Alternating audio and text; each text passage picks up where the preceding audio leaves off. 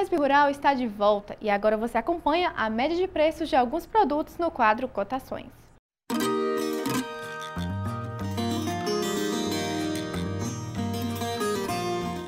O café despolpado em Vitória da Conquista está custando R$ 280 esta semana. A mesma quantidade do café bebida dura custa R$ 240 e o tipo Rio está sendo vendido por R$ 190. A arroba do boi gordo fecha a semana com média de preço de R$ 97 em Jequié e Itapetinga. O litro do leite está sendo vendido a 99 centavos em Tapetinga e a R$ 1,10 em Teixeira de Freitas. Agora, a fruticultura. A caixa com 20 kg do maracujá custa R$ 25 em Jaguaquara e R$ 35 em Juazeiro, contendo 15 kg. Já a caixa com 23 kg do tomate está custando R$ 12 em Jaguaquara esta semana.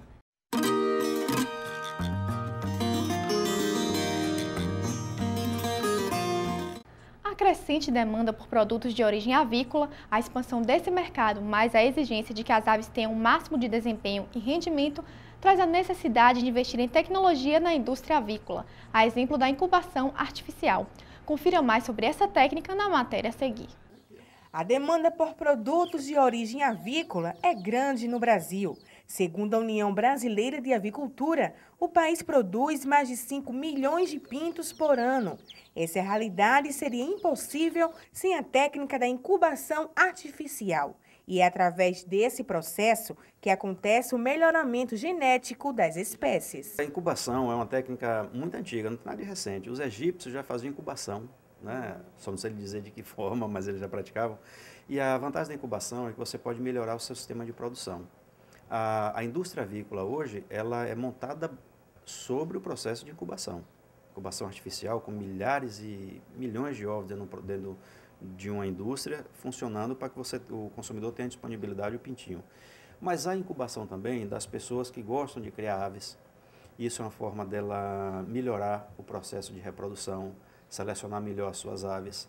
E não tem segredos, basta que tenha um pouco de conhecimento e os cuidados devidos. Um dos fatores importantes do processo de incubação é a escolha dos ovos. Eles devem ser classificados seguindo alguns critérios. Quando você tem uma incubadora pequena, como essa que a gente está vendo aqui, você pode selecionar os ovos, até porque para colocar os ovos aqui você precisa selecionar. Existem alguns ovos que apresentam defeitos na estrutura.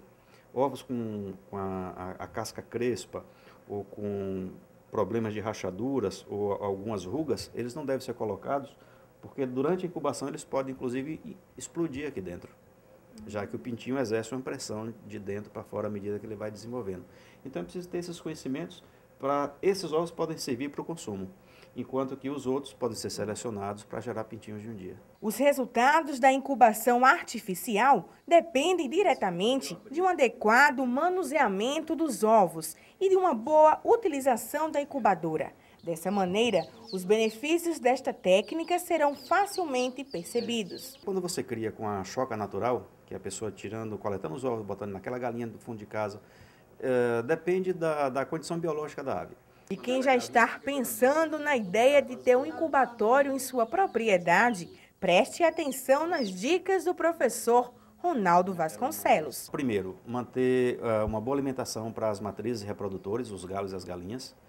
Coletar os ovos diariamente, armazenar em local seco e seguro, né, sem muita iluminação e, se possível, até com uma condição meio de escuro, para que o ovo fique com uma temperatura mais fria do que o ambiente, porque durante o verão nossa temperatura fica bastante elevada.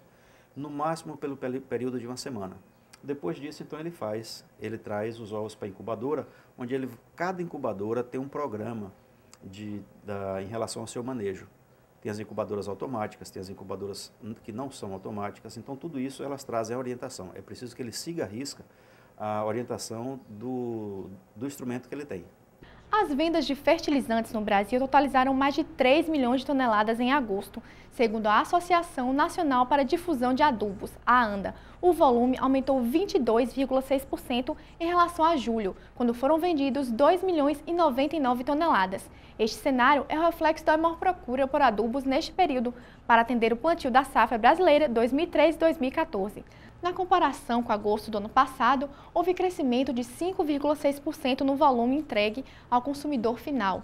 No acumulado de janeiro a agosto deste ano, foram vendidas mais de 18 milhões de toneladas de adubos no país, frente às 17,83 milhões de toneladas comercializadas em igual período de 2012.